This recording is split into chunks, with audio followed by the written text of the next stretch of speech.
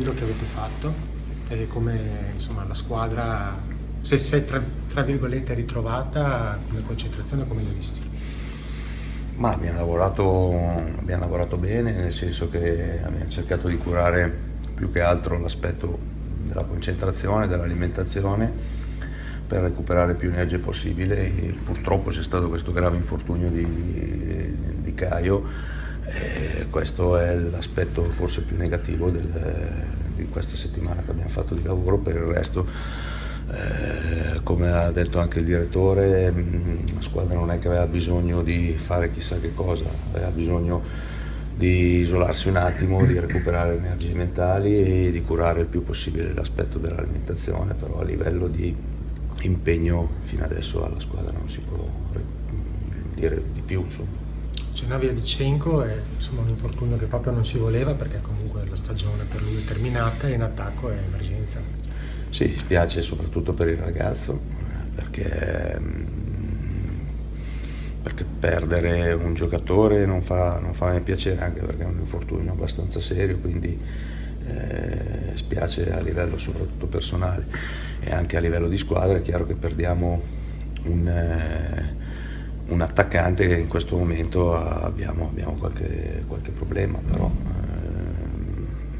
ormai siamo abituati a gestire un po' le emergenze in questo reparto, perché dal primo giorno di chiusura del mercato, i vari infortuni, da Fantacci a tutti gli altri, ci siamo dovuti un po' adeguare all'emergenza. Non deve essere assolutamente nessun tipo di alibi, però sono convinto che chi avremo a disposizione darà il massimo.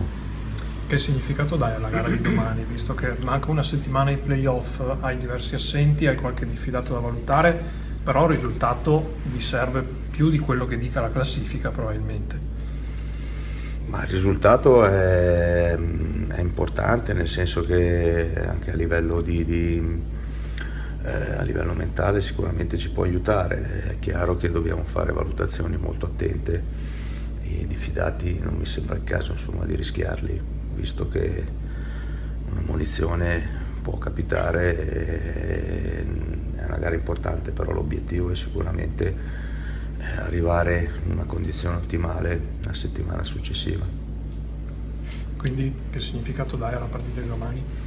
Do il peso giusto che deve essere, come tutte le gare ufficiali, una gara di campionato, dobbiamo cercare di ottenere il massimo, però non possiamo neanche, tra virgolette, prenderci dei rischi troppo alti sull'impiego di giocatori diffidati o magari di qualche giocatore che ha bisogno di rifiatare. Quindi al di là dei 3 diffidati può darsi che tu faccia anche appunto rifiatare qualcun altro di quelli che magari hanno giocato di più domani. C'è anche questa possibilità, nel senso che c'è qualche giocatore che, in base anche ai dati che abbiamo avuto dagli esami del sangue, dalle varie indicazioni anche dello staff medico, ha bisogno magari di recuperare, non giocando domenica.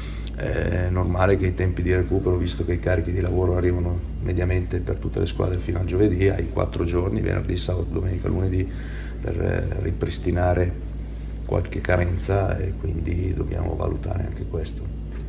Il fatto di procedere ad alcuni avvicendamenti in campo da un punto di vista tattico ti può portare a cambiare qualcosina, oppure comunque questa è la matrice e poi, come dicevi anche l'ultima volta, magari giocare un po' più interno, esterno, scivolare come spiegavi, no? Sì. Non cambia niente, insomma. Sì, il discorso è che dobbiamo cercare di mettere i giocatori che abbiamo a disposizione nella miglior situazione possibile, e quindi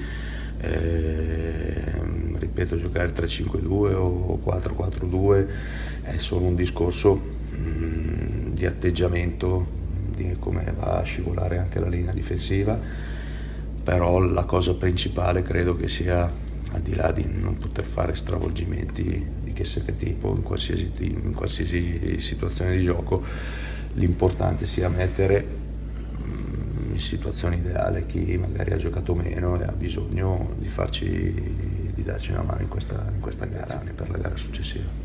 Visto che domani hai 2 attaccanti a disposizione più eventualmente Cisco, e che non è detto che tu recuperi netto per la prima dei playoff. Giocheranno entrambi domani o pensi magari uno dei due di risparmiarlo proprio per sicurezza, tra virgolette? No, adesso dirti la formazione non voglio dirtela, però sono valutazioni che stiamo facendo.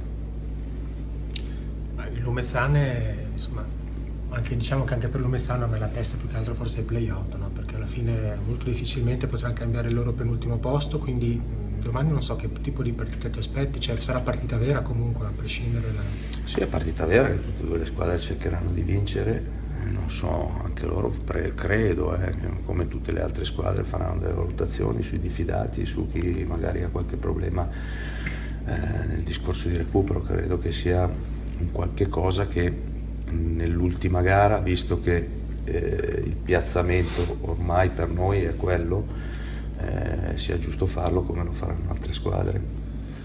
Si fa anche magari il ragionamento in ottica secondo turno del playoff, è meglio comunque chiudere i quarti ma cercare di fare più punti possibili per poi è un discorso troppo in là perché magari...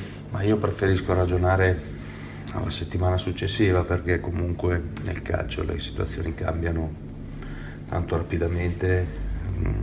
Avete visto un allenamento e abbiamo perso un giocatore importante, quindi non mi voglio spingere in là di oltre la gara che avremo dopo la partita con Lumezzane. Lì poi si potranno fare altre valutazioni, però in questo momento dire meglio affrontare una, affrontare l'altra, e ho letto qualcuno che è già convinto di passare il turno, non è così automatico secondo me. È giusto ragionare per la partita che arriva dopo Lumezzane e fermarsi e poi valutare quella dopo. Certo. Prima hai parlato del lavoro sul campo, a livello mentale, questa settimana, in base anche a come li hai visti in rifinitura stamattina, secondo te una piccola scossa l'ha dato questo ritiro, tra virgolette? Ma non era tanto un discorso secondo me di scossa, perché ti dico la verità, alcune gare tipo quella di Pordenone, Venezia e Ancona sono state fatte tra virgolette nel modo giusto, e in qualche episodio ha cambiato il risultato, perché dopo Ancona, ripeto, abbiamo fatto errori individuali sui 2 gol, abbiamo avuto subito dopo 4 palle per poter vincere la partita. Col Pordenone direi simile, un episodio ha cambiato il risultato. Col Venezia la partita l'abbiamo fatta, dove sicuramente non mi sono piaciuti e loro lo sanno, è stato sicuramente il primo tempo col Südtirol che è stato interpretato non nel modo giusto, quindi quello è stato il primo tempo che non andava fatto, e su questo ci abbiamo lavorato. Non è un discorso fisico di moduli o viceversa, è un discorso che l'atteggiamento mentale è stato preso e interpretato in maniera sbagliata.